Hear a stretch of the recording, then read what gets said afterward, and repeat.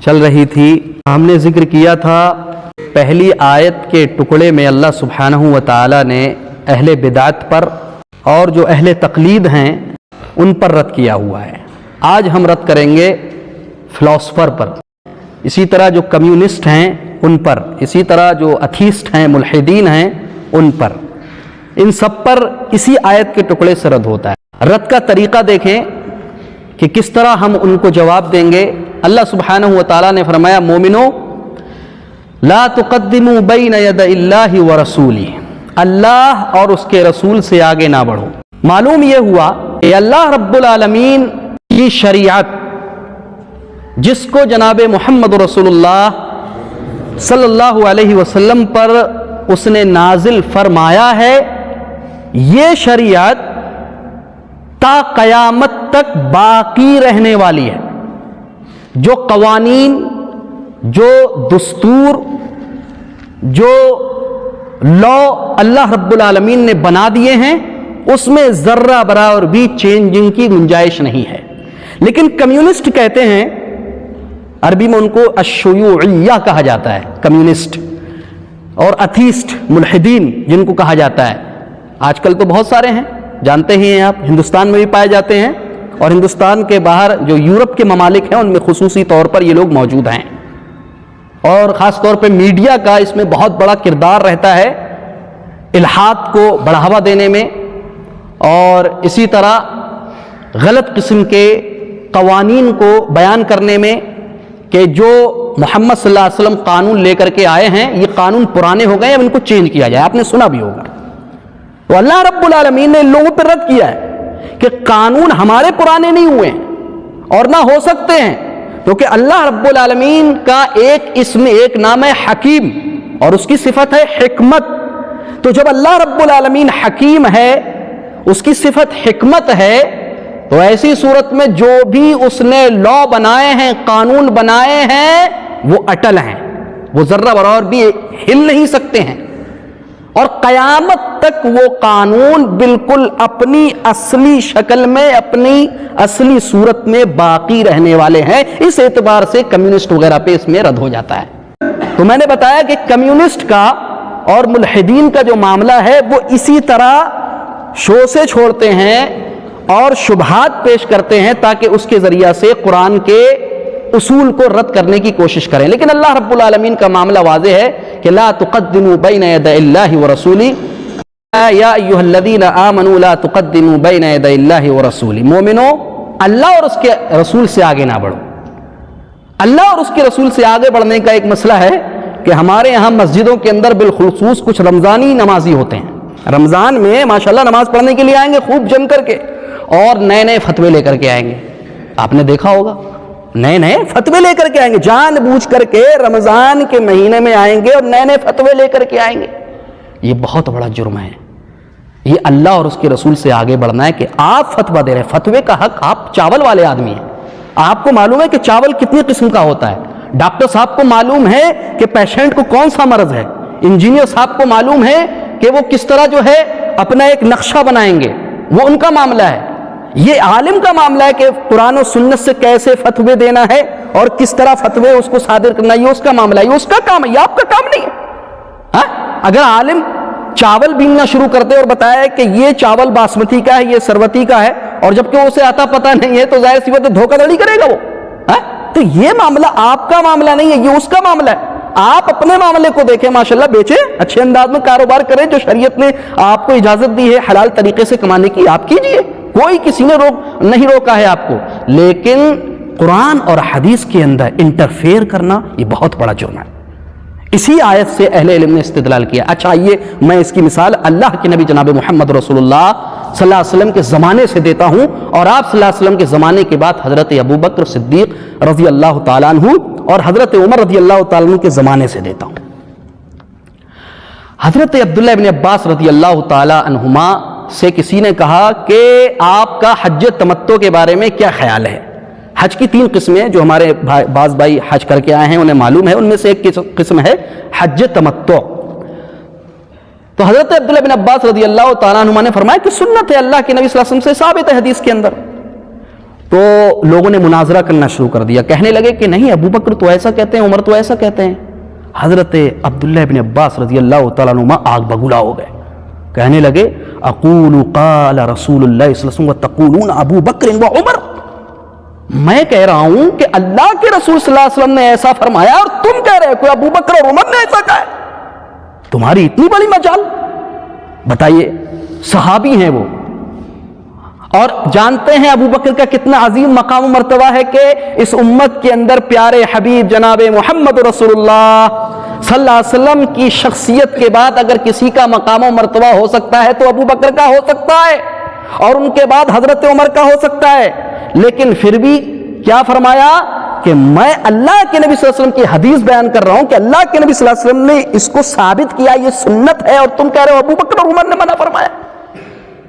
اسی طرح دوسرا قول حضرت عبداللہ ابن عمر رضی اللہ تعالیٰ عنہ، جو حضرت عمر رضی اللہ تعالیٰ عنہ کے بیٹے ہیں، کچھ لوگ ان کے پاس آئے اور کہنے لگے کہ تمہارے والد صاحب حج تمتع سے منع فرماتے ہیں، تمہارا کیا خیال ہے؟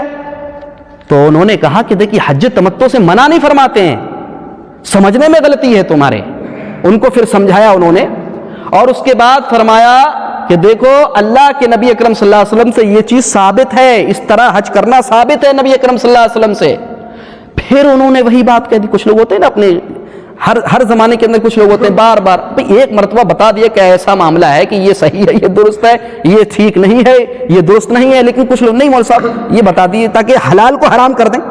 میرے پاس بھی کچھ لوگ آتے ہیں، میں جانتا ہوں، تو حلال کو حرام کرنے کے لیے اور حرام کو حلال کرنے کے لیے کچھ لوگوں کی عادت ہوتی ہے، تو ایسا کرتے ہیں، یا یہ کہ جان بوجھ کے عالم صاحب پر کیا ہے مشکلات کو سامنے پیش کرنے کے لیے آتے ہیں، کچھ لوگ ایسے ہوتے ہیں۔ تو وہ حضرت عبداللہ ابن عمر رضی اللہ تعالیٰ عنہما سے انہوں نے کہا کہ نہیں، ابو بکر تو یہ کہتے ہیں، اور ابو بکر کو چھوڑو، تمہارے ابو، تمہارے ابا حضرت عمر تو ایسا کہتے ہیں۔ جب فلما اکثروا علیہ، جب لوگوں نے بہت زیادہ اپنی طرف سے ان پر پریشر ڈالا، تو حضرت عبداللہ ابن عمر رضی اللہ تعالیٰ عنہما نے بڑا شاندار جواب دیا۔ میرے بھائیوں، یہ سونے کے پانی سے لکھنے کے لائق ہے، بہت شاندار جواب تھا۔ کہا افا کتاب اللہ، غور سے سننا میرے بھائیوں، بہت بڑی بات ہے، اللہ کا ڈر ہے تو غور سے سننا۔ فرمایا افا کتاب اللہ احق ان تتبعوہ ام عمر، کیا کتاب اللہ اس بات کی زیادہ حقدار ہے کہ تم کتاب اللہ کی پیروی کرو، امام رحمت جناب محمد رسول اللہ صلی اللہ علیہ وسلم کی سنت کی پیروی کرو، یا عمر اس بات کا حق ہے کہ عمر کو کتاب اللہ سے زیادہ اونچا کر دو؟ یا اللہ، کتنا اونچا، کتنی اونچی بات کہی ہے میرے بھائیو حضرت عبداللہ ابن عمر رضی اللہ تعالیٰ عنہ، حالانکہ والد ہیں ان کے، باپ ہیں۔ یہ ہمیں اس بات کی طرف اشارہ کر دیتے ہیں کہ لوگوں، باپ ہی بڑا عالم کیوں نہ ہو، اگر وہ کتاب اللہ کے مطابق نہیں ہے، اگر وہ سنت رسول صلی اللہ علیہ وسلم کے مطابق نہیں ہے، تو وہ قابل قبول نہیں ہے۔ اور یہی اللہ تعالیٰ فرماتا ہے کہ لوگوں، اللہ اور اس کے رسول سے آگے بڑھنے کی کوشش نہ کرو۔ امام ابن قیم رحمہ اللہ فرماتے ہیں، بہت بڑے عالم ہیں، شیخ الاسلام ابن تیمیہ کے شاگرد ہیں، وہ خود کہتے ہیں کہ اس کا مطلب یہ ہے کہ جو اللہ کے نبی اکرم صلی اللہ علیہ وسلم حکم دیں بس اس کو مانو، جس سے روکیں اس سے رک جاؤ، جس بات کی اجازت دیں اس کی اجازت ہے۔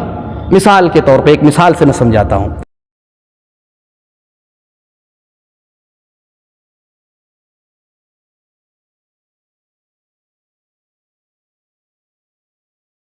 ایک عورت تھی ہند، نبی اکرم صلی اللہ علیہ وسلم کے زمانے میں، انہوں نے نبی اکرم صلی اللہ علیہ وسلم کے پاس آ کر کے شکایت کی، ان ابا سفیان رجل شحیح، کہ اللہ کے نبی صلی اللہ علیہ وسلم، میرے شوہر جو ابو سفیان ہے وہ تھوڑے کنجوس آدمی ہیں۔ انہوں نے شکایت کی نبی اکرم صلی اللہ علیہ وسلم سے کہ اللہ کے نبی صلی اللہ علیہ وسلم، میرے جو شوہر ہیں وہ کنجوس آدمی ہیں۔ حالانکہ یہ صحیح بات نہیں تھی، لیکن چونکہ عورتوں کی عادت ہوتی ہے، کچھ بعض عورتوں کی، ساری عورتوں کی نہیں، بہت ساری عورتیں ماشاءاللہ بہت اچھی ہوتی ہیں، نیک ہوتی ہیں، اخلاق والی ہوتی ہیں، تو انہوں نے کہا کہ ابو سفیان جو ہیں، میرے شوہر جو ہیں وہ کنجوس ہیں۔ کیوں کنجوس ہیں؟ کہا وہ اتنا مال مجھے نہیں دیتے ہیں کہ جس سے میں خود اور اپنے بچوں کا پیٹ پال سکوں۔ تو اللہ کے نبی صلی اللہ علیہ وسلم سے آ کر کے انہوں نے حکم طلب کیا کہ اللہ کے نبی صلی اللہ علیہ وسلم آپ دیجئے، فتویٰ دیجئے، اس کا فیصلہ کیجئے، میں کیا کروں؟ تو نبی اکرم صلی اللہ علیہ وسلم نے فرمایا، خودی ما یکفیکی وولدکی بالمعروف، اتنا لو جتنا تمہارے لیے اور تمہارے بیٹے کے لیے کافی ہو، لیکن بھلائی کے ساتھ۔ فضول خرچی کے ساتھ نہیں. مثال کے طور پہ اگر تمہارا شوہر تمہیں خرچہ نہیں دیتا ہے، اب عورتوں کو مت بتانا جا کر کے ورنہ عورتیں سب جیب کاٹنا شروع کر دیں گی. کہا اتنا لو جتنی ضرورت ہو. اب عورتوں مثال کے طور پہ اگر کسی کا شوہر کنجوس ہے تو عورت کے لیے اجازت ہے کہ اتنی مقدار میں اپنے شوہر کی جیب سے رقم لے سکتی ہیں، پیسے لے سکتی ہیں جتنے میں ان کا گھر چل سکے، خرچ کے لیے، بہت زیادہ نہیں. تو یہ اجازت ہے. اب یہ تصرف ہمیں کہاں سے ملا ہے؟ نبی اکرم صلی اللہ علیہ وسلم سے یہ تصرف ہمیں ملا ہے کہ آپ صلی اللہ علیہ وسلم نے ہمارے سامنے یہ حدیث بیان فرمائی ہے کہ اتنا تصرف کرنے کی ایک عورت کو، ایک بیوی کو اجازت ہے، اس سے زیادہ نہیں لے سکتی ہے جتنے میں اس کا کام چل سکے. میرے بھائیوں، میں کیسے بولوں آپ سے کہ 4 درس ہو گئے اور ہم پہلی آیت کے ٹکڑے ہی میں ہیں. یعنی قرآن ایک سمندر ہے، قرآن ایک بحر ہے، لا ساحل لہ، یہ ایک ایسا سمندر ہے کہ جس کا کوئی کنارہ نہیں ہے.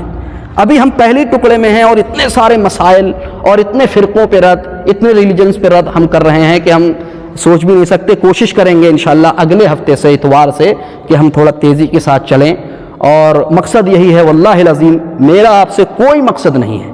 میرا آپ سے نہ ذاتی مقصد ہے اور نہ دنیاوی مقصد ہے. میرا مقصد صرف اللہ کے لیے ہے کہ لوگوں، جو اللہ کے رسول صلی اللہ علیہ وسلم تمہیں دیں اس کو لو بس. جتنا اللہ نے ہم سے بیان فرمایا ہے اس کو لو بس. میرے بھائیوں، شریعت کے معاملے میں انٹرفیئر کرنے کی کوشش مت کرو. اور اگر کوئی کرتا بھی ہے، چاہے یہاں کا ہو، کسی دوسری مسجد کا ہو یا کہیں پر بھی وہ ہو، تو اس کو شریعت کے معاملے میں انٹرفیئر کرنے کی اجازت نہ دیں. یہ ہم سب کی ذمہ داری ہے، یہ ہم سب کی ذمہ داری ہے. کوئی بھی شریعت کے معاملے میں انٹرفیئر کرے تو اس کو اجازت نہ دیں، بلکہ اس کو کہیں کہ یہ آپ کا معاملہ نہیں ہے، آپ دوسرے فیلڈ کے آدمی ہیں. اگر اس فیلڈ میں آئیں گے تو بہت سارے لوگ گمراہ ہوں گے. جیسا کہ پیارے حبیب جناب محمد رسول اللہ صلی اللہ علیہ وسلم نے ارشاد فرمایا تھا کہ لوگوں، اللہ رب العالمین اس علم کو بندوں کے سینوں سے نہیں نکالے گا. اس علم کو اللہ رب العالمین یعنی شرعی علم کو بندوں کے سینے سے نہیں نکالے گا، بلکہ اللہ رب العالمین علماء کو موت دے دے گا، علماء کی روحوں کو قبض کر لے گا، علماء کی ڈیتھ ہو جائے گی، علماء مر جائیں گے، علماء اللہ رب العالمین کے یہاں چلے جائیں گے، یہاں تک کہ جب روئے زمین کے اندر کوئی بھی عالم نہیں رہے گا. اتخذ الناس رؤوسا جہالا، تو لوگ جاہلوں کو سردار بنائیں گے. فسئلوا فافتوا بغیر علم فضلوا واضلوا. پیارے حبیب صلی اللہ علیہ وسلم فرمایا پھر اس کے بعد ان سے سوال کیا جائے گا، ان سے پوچھا جائے گا تو یہ بغیر علم کے فتوے ٹھوکیں گے، بغیر علم کے فتوے دیں گے. نتیجہ کیا ہوگا؟ خود گمراہ ہوں گے اور دوسروں کو گمراہ کریں گے. تو میرے بھائیوں، یہ سب کی ذمہ داری ہے، یہ سب کی ذمہ داری ہے کہ شریعت کے معاملے میں نہ خود انٹرفیئر کریں، نہ کسی دوسرے کو کرنے دیں. اللہ رب العالمین سے دعا ہے کہ الہ العالمین جو کچھ ہم نے سنا ہے آج کے درس میں اور جو ہمارے درس گزرے ہیں، ان تمام پر ہمیں غور و فکر کرنے کی اور اس پر عمل کرنے کی توفیق عطا فرمائے. انشاءاللہ العزیز اسی آیت کی مزید کڑی ہم اگلے اتوار سے بیان کریں گے. تب تک کے لیے آپ سے اجازت چاہتے ہیں. السلام علیکم ورحمۃ اللہ وبرکاتہ.